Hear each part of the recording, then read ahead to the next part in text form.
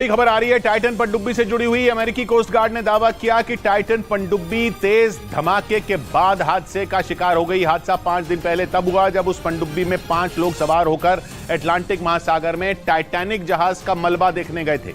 अमेरिकी coast guard ने दावा किया कि टाइटैनिक जहाज के मलबे के नजदीक टाइटन पनडुब्बी का मलबा बरामद कर लिया गया। इसके साथ ही अमेरिका, कनाडा, ब्रिटेन और फ्रांस ने अपना बचाव अभियान खत्म कर दिया, जो 18 जून से ही अटलांटिक महासागर के चप्पे चप्पे की तलाशी में जुटे थे। लेकिन 5 दिनों तक तलाश करने के बाद समंदर में पनडुब्बी का मलबा मिला। टाइटन पनडुब्बी के लापता होने के बाद से ही पूरी दुनिया में लोग उसमें सवार 5 लोगों की सलामती की दुआ कर रहे थे। पनडुब्बी 18 जून को टाइटैनिक जहाज का मलबा दिखाने के लिए कनाडा के न्यू फाउंडलैंड से रवाना हुई थी।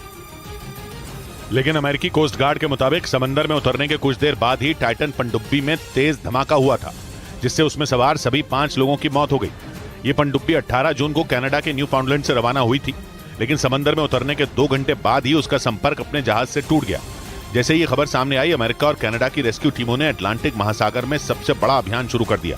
बाद में ब्रिटेन और फ्रांस की नौसेना भी इस अभियान से जुड़ गई। लेकिन 5 दिनों तक समंदर में चप्पे चप्पे की तलाशी के बाद उन्हें टाइटन पनडुब्बी का मलबा टाइटैनिक जहाज के मलबे के नजदीक मिला। टाइटैनिक जहाज का मलबा कनाडा के न्यू फाउंडलैंड से 644 किलोमीटर दक्षिण में है और टाइटन पनडुब्बी का मलबा मिलते ही उसमें सवार सभी लोगों के मिलने की संभावना भी खत्म हो गई। अमेरिकी कोस्ट गार्ड के मुताबिक पनडुब्बी में भारी दबाव के बाद हुए धमाके की वजह से यह हादसा हुआ, जिसमें टाइटन पनडुब्बी में बैठकर टाइटैनिक जहाज का मलबा देखने गए 5 लोग अपनी जान गंवा बैठे। रेस्क्यू ऑपरेशन को खत्म करने के बाद अमेरिकी कोस्ट गार्ड के अधिकारियों ने इस हादसे में मारे गए सभी लोगों को श्रद्धांजलि दी। I offer my deepest condolences to the families. Titan पनडुब्बी में 5 लोग सवार थे, जिनमें ब्रिटेन के कारोबारी हैमिश हार्डिंग भी थे, जो एयरक्राफ्ट कंपनी एक्शन एविएशन के चेयरमैन थे। उनके साथ पाकिस्तान के सबसे अमीर कारोबारी शहजादा दाऊद और उनके बेटे सुलेमान भी इस पनडुब्बी में सवार थे। इनके अलावा फ्रांस की नौसेना के अधिकारी पॉल हेनरी और टाइटन पनडुब्बी बनाने वाली कंपनी ओशन गेट के सीईओ स्टॉकटन रश भी इसमें मौजूद थे। उधर अमेरिकी कोस्ट गार्ड का दावा है कि अटलांटिक महासागर में टाइटन पनडुब्बी का मलबा ढूंढने में रिमोट से चलने वाली मशीन ओडिसियस 6K ने बड़ी भूमिका निभाई। दावा है कि इस पनडुब्बी की तलाश में अटलांटिक महासागर का हजारों किलोमीटर का इलाका छान मारा गया और इसके लिए दुनिया भर से कई जहाजों को भी लगाया गया। लेकिन 5 दिनों तक चले इस तलाशी अभियान के बाद टाइटन पनडुब्बी के मलबे को ढूंढने में रिमोट से चलने वाली ओडिसियस 6K मशीन की सबसे बड़ी भूमिका रही।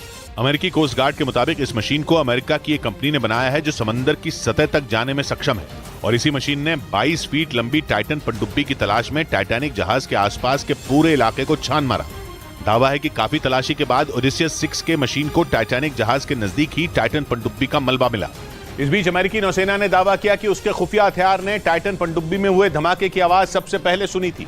अमेरिकी नौसेना के मुताबिक उसने कई दिन पहले ही यह आवाज उसी जगह सुनी जहां अंतिम बार टाइटन पनडुब्बी ने अपने जहाज से संपर्क किया था। और इसके लिए अमेरिकी नौसेना ने एक ऐसे खुफिया उपकरण का इस्तेमाल किया जो समंदर की गहराइयों में किसी भी आवाज को आसानी से सुन सकता है। दावा है कि 18 जून यानी जिस दिन टाइटन पनडुब्बी 5 लोगों को लेकर टाइटैनिक जहाज का मलबा दिखाने के लिए रवाना हुई थी, उसी दिन अमेरिकी नौसेना ने अटलांटिक महासागर में धमाके की आवाज सुनी थी। लेकिन खबर है कि वो बिना सबूत किसी नतीजे पर पहुंचना नहीं चाहती थी। इसी वजह से अमेरिकी नौसेना ने ये बात छिपा कर रखी। मीडिया रिपोर्ट के मुताबिक अमेरिकी नौसेना ने जिस खुफिया उपकरण से धमाके की आवाज सुनी थी, उसका इस्तेमाल दुश्मन की पनडुब्बियों पर नजर रखने के लिए किया जाता है। वहीं टाइटन पनडुब्बी हादसे के बाद सोशल मीडिया पर यह चर्चा शुरू हो गई कि इस घटना की भविष्यवाणी 14 साल पहले ही कर दी गई थी।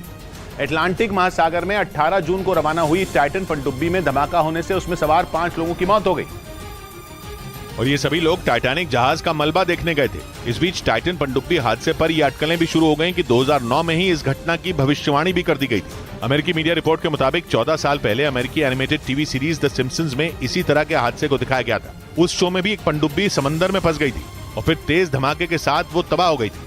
दावा है कि इससे पहले भी इस सीरीज में दिखाई गई कुछ घटनाएं सच साबित हुई हैं। खास बात यह कि इस सीरीज को बनाने वाली टीम के एक सदस्य पिछले साल टाइटन पनडुब्बी में ही सवार होकर टाइटैनिक जहाज का मलबा देखने गए थे। इस बीच अमेरिकी मीडिया का दावा है कि टाइटन पनडुब्बी को बनाने वाली कंपनी पर 5 साल पहले सुरक्षा मानकों को न मानने का आरोप भी लगा था। ये पनडुब्बी लोगों को टाइटैनिक जहाज का मलबा दिखाने गई थी, लेकिन टाइटन पनडुब्बी में धमाका होने से उन सभी की मौत हो गई। इस बीच अमेरिकी मीडिया का दावा है कि टाइटन पनडुब्बी को बनाने वाली कंपनी ओशन गेट पर 2018 में सुरक्षा मानकों को न मानने का आरोप लगा था।